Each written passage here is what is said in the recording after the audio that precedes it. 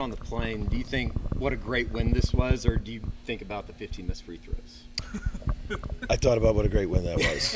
I'm trying to stay mentally fresh. But no, I really did. We knew it was a really good bounce back win for us.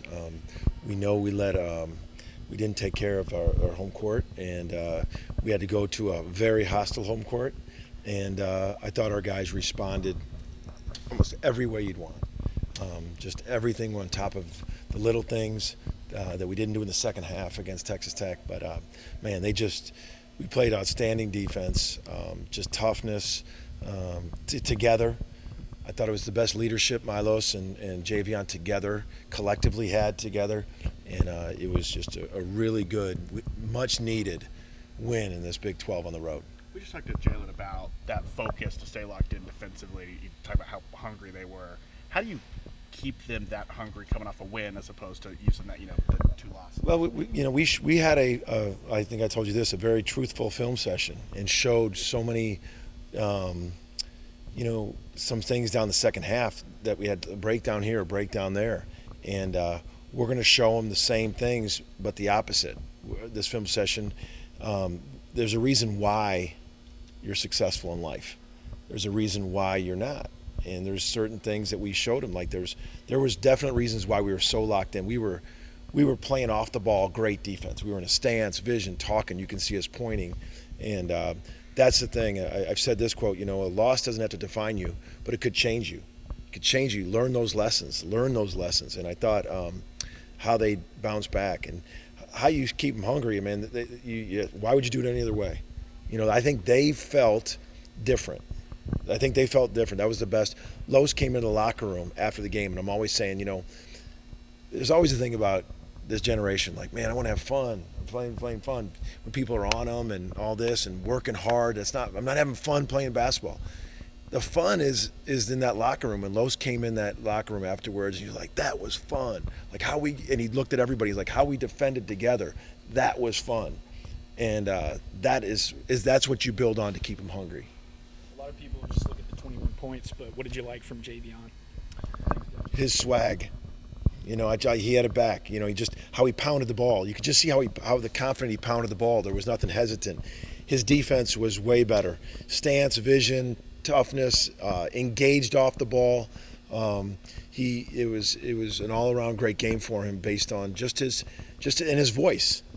Like his voice, like I said, him and Lowe's together, it was the best combined leadership they've had together.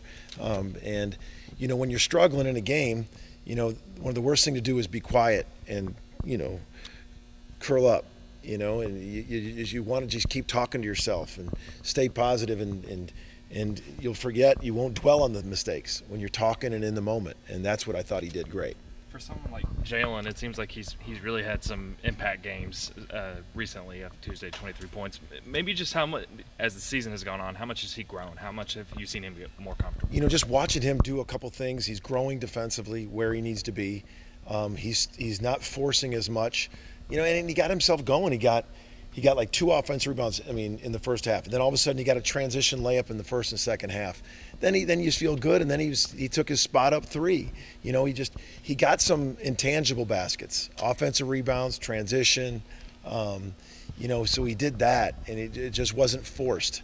And but I thought he was really played great defense. The other thing is we kind of challenged him. I think he had 1 rebound the game before, and what did he have, 9? I think he had 9 rebounds. So that's got us going, that we needed those rebounds against that kind of team. We joked about at the start, but the free throws these last 2 games, how do you try to fix that? Just for everybody, just save yourself 3 minutes of your life and don't DM me that you walked out in your backyard and made 9 out of 10 free throws. Just save your 3 minutes. Don't DM me, because in your backyard, I don't think you got 13,000 people. There's always other factors in it. So it's like missing a 3-foot putt at the Masters. We got good free throw shooters. It hasn't been a problem. Yes, we miss free throws. We work on them all the time. So save yourself another 30 seconds. Don't DM me saying, Coach, do you ever work on free throws? So the answer is yes. But, for our guys, just, they can shoot them. Just get up, reps, and get them. It's sometimes the more you make a big deal of it, the more something becomes an issue. So for us, just keep doing. Keep getting to that foul line. I want them to get to that foul line 30 times. I want to keep going back to that thing. And this is the confidence pouring into them. You got another road game on Saturday. What do you see out of UCF that's been a little bit up and down in conference play? They're elite defensively. They're long as long can be. I mean, they really protect the rim. Watching them, beat Kansas, beat Texas. I thought they gave it Baylor everything yesterday. I know it was a tough loss for them, but I really, like their guard, Darius Johnson. I mean, what a game. And Avery's playing terrific. They have really good length. They just guard you. And then the way they shot the ball last night, they made 14 threes against Baylor. So they absolutely are one of the best defensive teams I've seen on film because of their length. And they play really hard, and then they make you get to the basket, and then they just one of the top shot blocking teams in the country. I think they said on the broadcast, biggest road win in 9 years for you guys in terms of point differential. Is there anything you guys are doing on the road that you're seeing from the guys that's different than home? Just coincidence, they've lost a couple home games in a row. I think the guys, we've talked about our focus, and it's just us on the road. So I feel like, and even Kansas, losing at Kansas, I thought we did some really good things, and we just had that run in the second half. But we've handled the runs the last 2 games. That's probably been the biggest thing. Because I thought Kansas State, their crowd, it was 7. This is a great clip to show lessons and future teams. They battled back, and it was 7 with like 7 minutes or 8 minutes left, and the crowd was deafening. It's the lowest they got, 7, and Sam got an offensive rebound put back to get it by 9 and just quieted the crowd. That's an effort play. And those are winning plays, and I don't think it got below 9 the rest of the game. And that's what we've been able to do, is keep answering the bell, making plays, and we did the same thing at Cincinnati. We bounced back. I mean, every time the crowd tried to get going, we answered it, and so that's been a really good thing for us. Rivaldo might not always be like your leading scorer, but he goes out, he gets boards, and he hustles, and he does his job.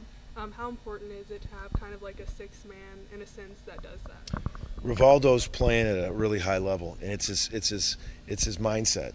I think, and I told him, I'm not mad at you for you wanted to start. I get it. I mean, and he's at peace with it, and he knows that I consider him second shift, not a substitution. He's the second shift guy, and he's really versatile.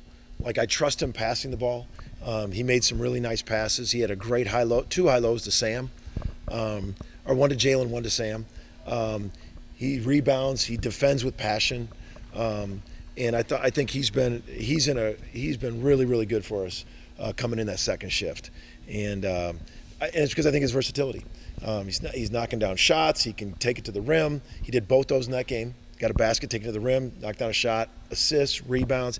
He's just versatile, and he's long and athletic. So I think he's a real key, and he's going to be a real key down the stretch.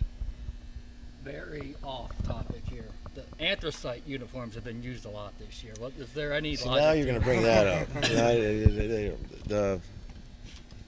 No story. It's a great uniform by the Sooners. Undefeated, and are we going to stick with them this weekend? See what you started? No, yeah, the guys like him. So we'll see. I really don't get that deep into the weeds. I'm focusing in on what UCA is doing defensively and offensively. I let some of my other assistants take care of the uniforms, but I know the guys like the anthracites. Go.